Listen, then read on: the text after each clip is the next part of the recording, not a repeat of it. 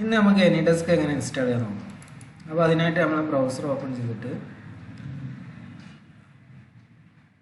നമ്മളതിൽ AnyDesk എന്ന് type ചെയ്യാം.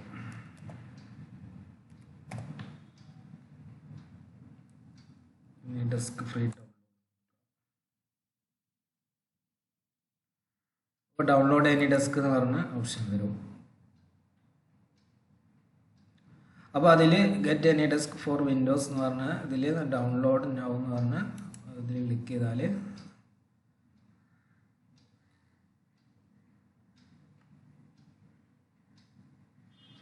ഓട്ടോമാറ്റിക്കായിട്ട് അത് ഡൗൺലോഡിങ് വരുന്നുണ്ട് കേട്ടോ.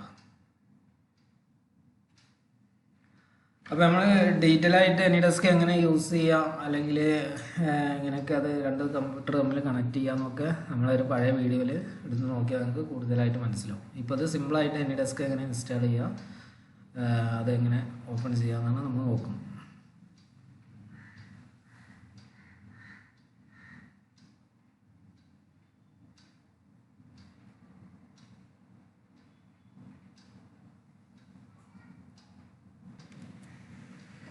അപ്പോൾ നമ്മൾ AnyDesk ഡൗൺലോഡിങ് കംപ്ലീറ്റ് ആയിട്ടുണ്ട്. ഇതിന് എന്ത് ചെയ്യുക, ഈ AnyDesk നമ്മൾ ക്ലിക്ക് ചെയ്തിട്ട് ഇൻസ്റ്റാൾ ചെയ്യാം.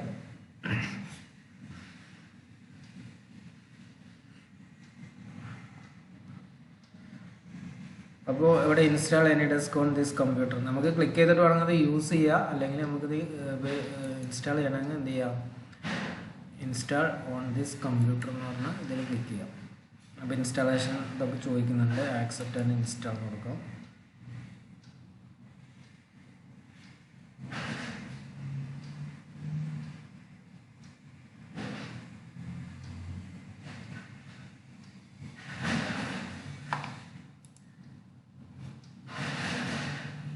അത് ഇൻസ്റ്റാളേഷൻ കംപ്ലീറ്റ് ആയിട്ടുണ്ട്.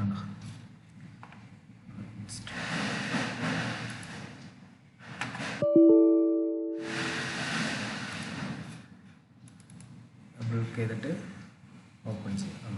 ഇതാണ് നമ്മളെ ID. ഈ ID നമുക്ക് നമ്മളെ റിമോട്ട് യൂസർക്ക് ഇത് പറഞ്ഞു കൊടുത്താൽ അവർക്ക് നമ്മളെ സിസ്റ്റം അവർക്ക് ആക്സസ് ചെയ്യാനുള്ള പെർമിഷൻ കൊടുക്കും. Okay, thank you.